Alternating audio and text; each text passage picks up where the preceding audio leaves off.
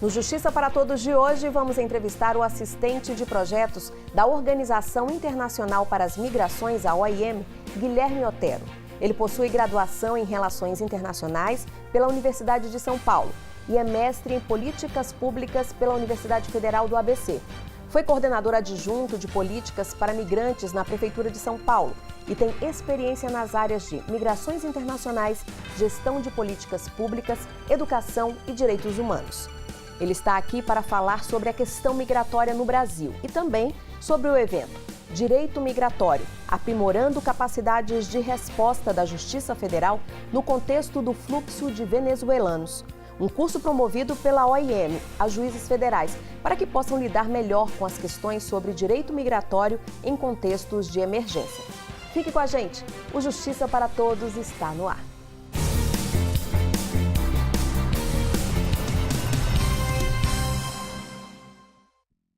Senhor Guilherme, muito obrigada por estar aqui no Justiça para Todos. Eu que agradeço em nome da OIM, para nós é um grande prazer estar aqui com vocês. Primeiro eu queria saber do senhor o seguinte, a Organização Internacional para Migrações, a OIM, é a principal organização hoje intergovernamental para questões de migrações no mundo? Exatamente. A OIM é uma organização que existe desde 1951, ela surgiu no pós-guerra, justamente para atuar sobre essa questão dos migrantes que haviam sido deslocados por conta dos conflitos na Europa.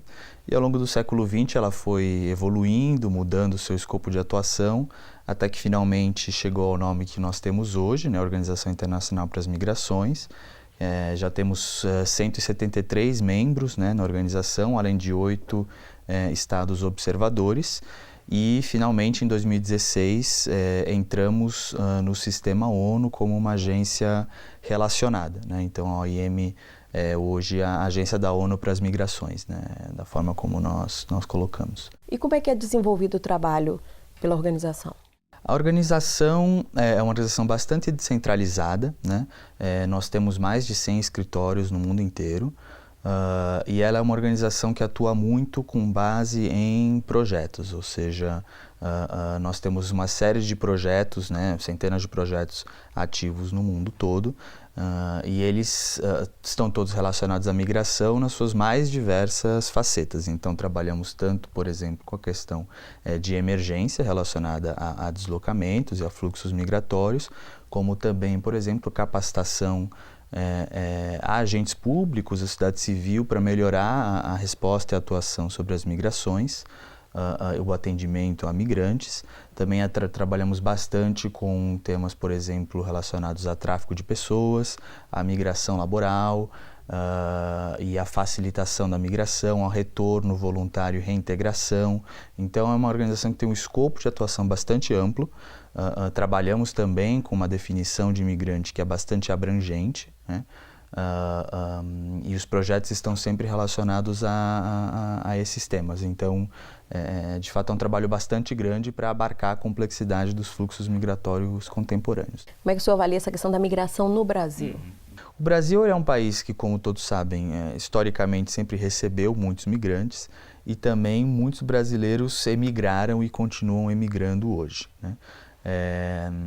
E temos uma presença de imigrantes que é bastante significativa em alguns pontos do país, como nas cidades de fronteira, e em grandes capitais como São Paulo, que, como todos sabem, é bastante conhecida pela presença e pela diversidade dos migrantes que vivem lá. Apesar disso, o Brasil não é um país que tem um número de imigrantes muito grande com relação à sua população, né? Atualmente menos de 1% da população brasileira é composta por pessoas que nasceram fora do Brasil, que é um número pequeno, inclusive comparado com os nossos vizinhos, né? Aqui na América do Sul, Argentina e Venezuela são os países que mais têm uma porcentagem de imigrantes com relação à sua população, que varia em torno de 4% a 6%. E outros países, né, mais tradicionais ou que recebem até mais gente, como por exemplo os Estados Unidos, a Alemanha, o Reino Unido, já tem aí uma porcentagem muito maior do que o Brasil. Então, apesar de ser um número absoluto importante, significativo, em termos relativos o Brasil ainda tem uma população migrante bastante pequena, né? Especialmente se você pega o contexto do país todo, né? Se você vai para cidades como São Paulo, se você vai hoje em dia para Boa Vista, a população migrante é muito maior, mas ainda concentrada nesses centros, né? Relativo à população toda, temos um número baixo. Hoje a gente convive com essa situação da vinda de muitos venezuelanos para cá, mas dá para afirmar que hoje eles representam a maioria dos migrantes ou não? Eles ainda não representam a maioria dos migrantes, de fato eles são a entrada, né? O fluxo de entrada mais expressivo atualmente, e tanto na questão das solicitações de residência quanto nas solicitações de refúgio, são de fato a nacionalidade que está na frente, né, das outras, mas do ponto de vista da comunidade migrante aqui no Brasil ainda estão bem lá atrás. Então hoje em dia no Brasil ainda temos as maiores comunidades, seguem sendo a portuguesa. Aqui na América do Sul os bolivianos se destacam muito, os argentinos também se destacam muito, mas mesmo alguns países da Europa que nós não costumamos lembrar nesses casos, também tem comunidades muito grandes aqui no Brasil, entre as 10 primeiras, né? Então você tem ainda uma chegada muito expressiva de franceses, de espanhóis, de alemães e mesmo de estadunidenses. Então, de fato, é bastante diverso e os venezuelanos têm entrado com muita força nos últimos 2, 3 anos, mas ainda não são a maior comunidade no Brasil. Senhor Guilherme, a gente vai para um rápido intervalo e no próximo bloco a gente continua a entrevista com o senhor Guilherme Otero. Voltamos em instantes, até já!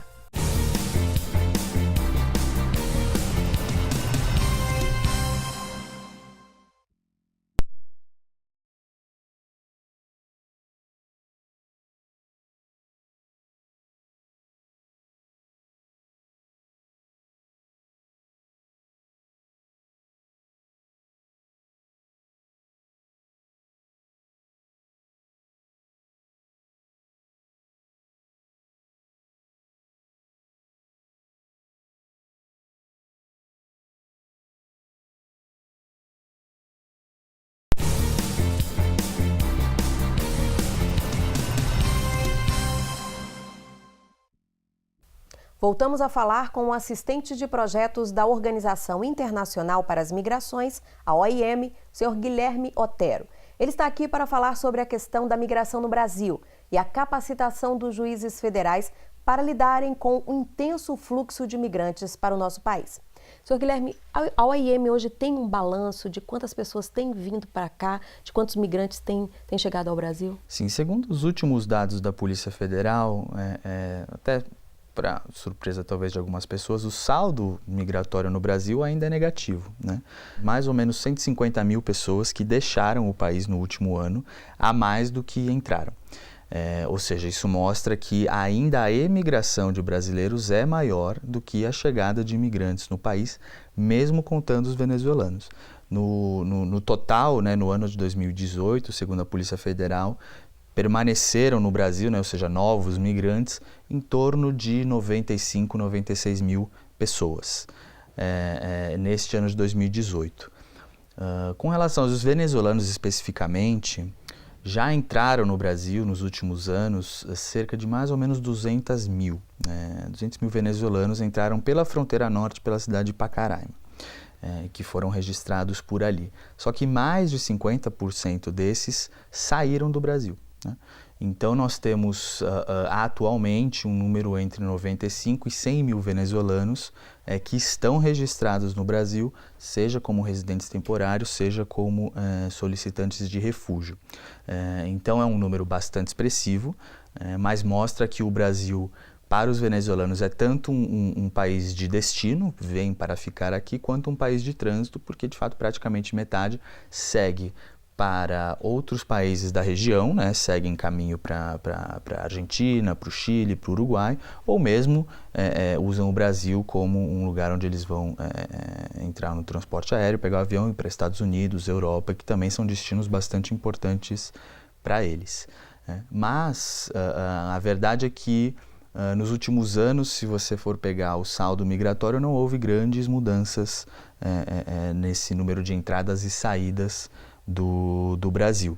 Então, uma característica que é sempre bastante importante de lembrar é que é isso, ainda há mais brasileiros indo viver fora do país do que imigrantes entrando aqui. E o Brasil está preparado para receber essas pessoas, sejam eles venezuelanos ou de outras nacionalidades? O Brasil, ele, apesar de ter essa história muito importante de imigração, né, especialmente no século XIX e XX, na verdade, ao longo do final do século XX, teve uma certa estagnação, né, de entrada de pessoas. Isso começou a mudar com a virada do século. E aí você começa a ver um número bastante grande de imigrantes, inclusive novos, né, de nacionalidades que não são aquelas que a gente estava acostumado antes, a entrarem e se estabelecerem no país, né? Isso há um destaque muito grande para sul-americanos e africanos que têm entrado no país nesses últimos tempos, e outras que ficaram mais conhecidas, como o caso dos haitianos ou dos sírios, que de fato aumentaram muito nos últimos anos e continuam entrando no Brasil. E o Brasil teve muitas dificuldades, né, como é notório, para receber essas pessoas, porque não só o Brasil, mas qualquer país é um desafio muito grande acolher um número tão grande de pessoas em tão pouco tempo. Mas o Brasil, ele realmente se superou, dá para dizer que houve um avanço muito grande, né, em termos de políticas para migrantes e de legislação migratória no país. Então nós já tínhamos uma lei de refúgio que data de 1997, que era bastante positiva, considerada uma referência na região, e no ano de 2017 entrou em vigor a nova lei de imigração, que substituía a lei que nós tínhamos, que era conhecida como Estatuto do Estrangeiro, de 1985. Então, do ponto de vista da legislação migratória, isso sem nem falar da Constituição brasileira, que também é bastante positiva com relação à garantia dos direitos dos migrantes, nós temos um marco legal que é bastante interessante. E as políticas públicas de atenção aos imigrantes e refugiados também têm evoluído bastante, especialmente nos governos estaduais e municipais, que também têm lidado com esse desafio, né? Ou seja, não é só uma competência do governo federal, é também uma responsabilidade de estados e municípios de acolher essas pessoas. Há ainda muitas limitações, há ainda muitos desafios, mas realmente o governo federal, os governos estaduais e municipais e a sociedade civil brasileira têm se esforçado bastante para melhorar a sua condição de resposta. Com relação aos venezuelanos, o Brasil hoje na região é visto como uma referência em uma série de práticas. Nós não estamos recebendo o maior número ou o contingente mais importante de venezuelanos na América do Sul, né? Colômbia, Equador e Peru têm recebido muito mais do que o Brasil. Mas ainda assim eles entram por um estado que é um dos estados mais pobres no Brasil, do ponto de vista do PIB, com uma estrutura que é um tanto quanto precária e bem pouco populoso, né? Roraima tem uma população muito pequena, então a entrada dos venezuelanos representa um impacto grande no estado, e por isso o Brasil realmente precisou dar uma resposta mais forte a isso. E atualmente a resposta é federalizada, né? O governo federal é que lidera a resposta à emergência dos venezuelanos, com a participação do Ministério da Defesa, das agências das Nações Unidas e da sociedade civil, no que se chama de Operação Acolhida, né? E a Operação Acolhida tem sido bastante bem sucedida em uma série de pontos. Por exemplo, na documentação das pessoas que têm entrado, ou seja, atualmente, todos os venezuelanos que entram no Brasil conseguem a sua documentação muito rapidamente, já na entrada da fronteira, e de posse dessa documentação conseguem acessar os serviços no Brasil com bastante facilidade, né, como prevê a legislação brasileira.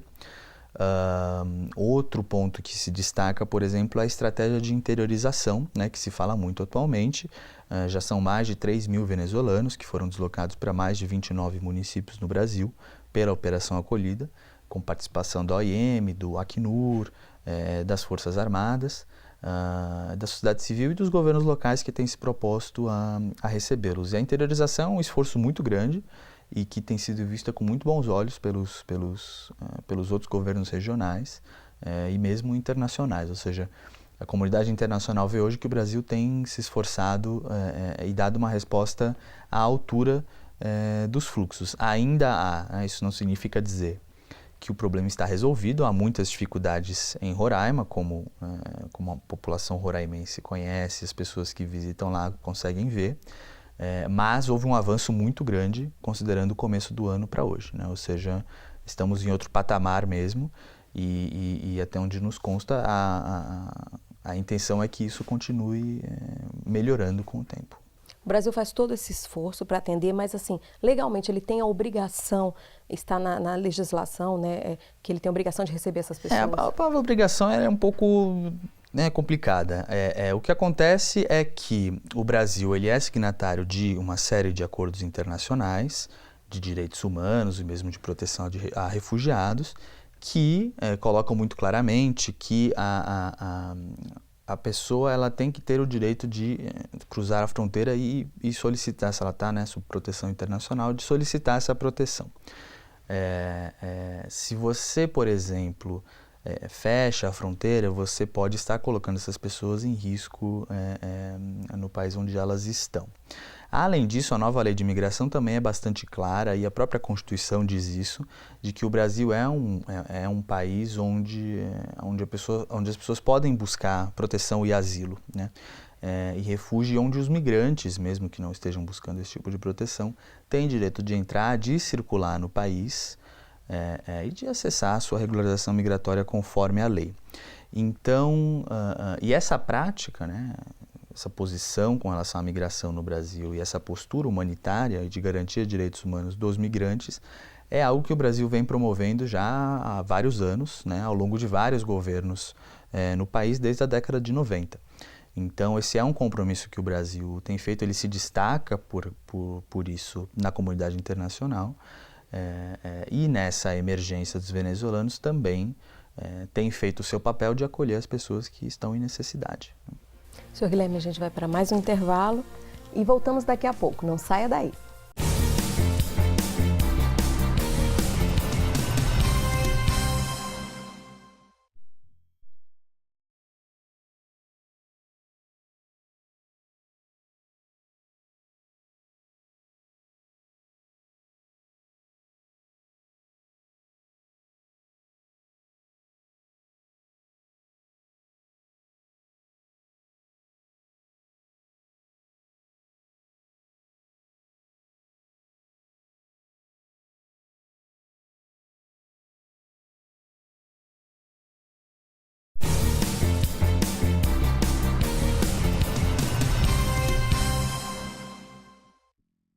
E o Justiça para Todos volta a falar com o assistente de projetos da Organização Internacional para as Migrações, a OIM, o senhor Guilherme Otero.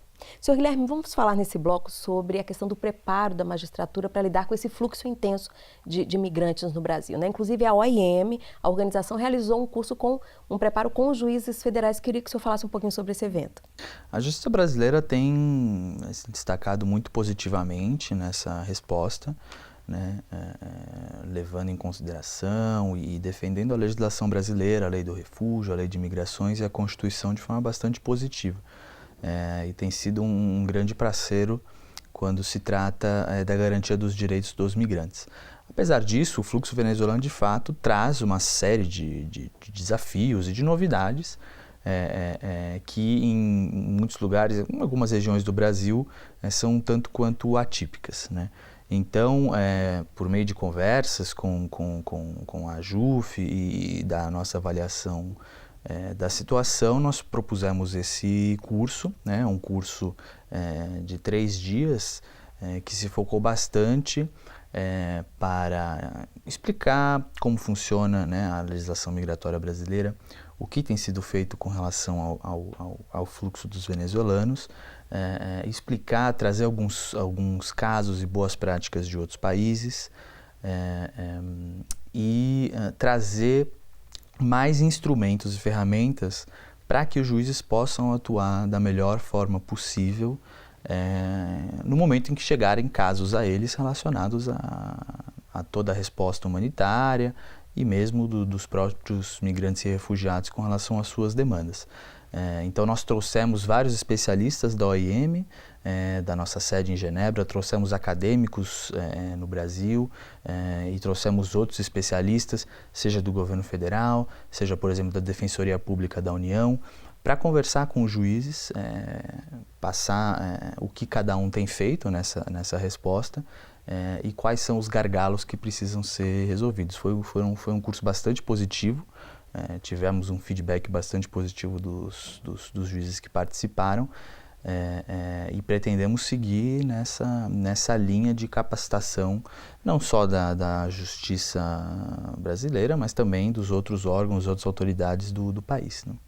E nessa oportunidade também a OIM firmou um acordo, né, com a Associação Nacional dos Juízes Federais, a AJUF, para ter uma preocupação maior e melhor com mulheres e imigrantes vulneráveis. Como é que foi isso? A intenção é que não seja um curso pontual, mas que seja uma parceria de longo prazo entre a OIM e a AJUF, para que nós possamos, seja replicar esse curso no ano que vem, que é algo que nós já estamos pensando, seja até mesmo expandir, trazer outros temas, por exemplo, tráfico de pessoas, que é um tema bastante importante no Brasil também, sobre o qual a OIM tem bastante experiência acumulada, e se focando, né, especialmente nas populações mais vulneráveis. Mulheres migrantes é um tema importante, migrantes indígenas é outro bastante importante, um pouco nebuloso ainda no Brasil.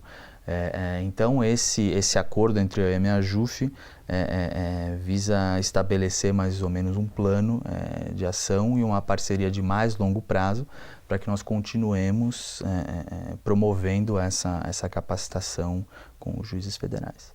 Esse debate sobre direito migratório, na opinião do senhor, qual que é a importância e o senhor acha que ainda é pouco explorado? Sim, a importância é fundamental, né? Uma coisa que nós sempre colocamos é que as migrações internacionais elas não são um fenômeno passageiro, nem no Brasil, nem em nenhum país do mundo, né? Já é um tema do debate político bastante central, porque de fato traz uma série de desafios para o Estado e ela necessita de uma resposta também à altura, né? O que eu quero dizer com isso é que é uma nova realidade que todos os países, todos os estados vão ter que se acostumar, se adaptar para lidar melhor, né? Ou seja, daqui para frente, o Brasil, você pode talvez dizer que entrou um pouco mais tarde nesse debate, mas hoje ele está na centralidade dos fluxos migratórios, especialmente agora com a migração venezuelana, e o Estado brasileiro e a sociedade civil também precisa se adaptar a essa nova realidade, né? Ou seja, falar sobre direito migratório é tão importante no Brasil quanto em qualquer país no mundo hoje, né? É tão importante quanto falar sobre qualquer outro campo do direito ou política pública, né? É algo que aos poucos o governo federal, os órgãos estatais do governo federal, os governos estaduais, municipais vão ter que se apropriar cada vez mais. Como é que o senhor avalia essa parceria com a Justiça Federal e o que o senhor espera dessa troca de experiências? Nós temos uma perspectiva muito positiva, né? Ou seja, nesse primeiro curso começamos com mais ou menos 25 juízes, né? Então a ideia é chegar em mais gente, né? E de diferentes partes do Brasil, e de diferentes áreas de atuação também, para que cada vez mais juízes estejam apropriados da pauta migratória e consigam atuar melhor no seu dia a dia. Para nós, do OIM, também é fundamental, porque nós também aprendemos uma série de coisas, né, nesse tipo de curso, porque assim como nós estamos passando informação e conteúdo, eles também trazem para a gente demandas concretas que chegam, desafios, gargalos, lacunas na lei, nas políticas públicas brasileiras que precisam ser solucionadas. E a OIM, nesse sentido, a partir daí, também se torna uma parceira da AJUF, do próprio Judiciário brasileiro, para preencher essas lacunas, para trabalhar sobre isso e para melhorar cada vez mais, preparar cada vez mais o Estado brasileiro para responder a esse novo desafio. Então, é algo que é muito positivo para as duas organizações e que respinga também todas as outras especialmente as organizações da sociedade civil que trabalham com isso, né? Que, por exemplo, precisam judicializar um caso ou precisam acionar a justiça por qualquer motivo relacionado à migração e refúgio. Então, quanto mais, né, os atores envolvidos estão preparados para lidar com isso, os efeitos positivos vão se expandindo de forma bastante rápida, inclusive, né? Senhor Guilherme, infelizmente o nosso tempo acabou e eu quero agradecer muito a participação do senhor aqui no Justiça para Todos. Muito obrigado. E o Justiça para Todos de hoje termina aqui. Participe do programa. Envie sua sugestão para imprensa@ajuf.org.br. Você também pode assistir ao programa pela internet, na página da AJUF ou no canal da associação no endereço youtube.com/tvajuf. Obrigada pela sua companhia.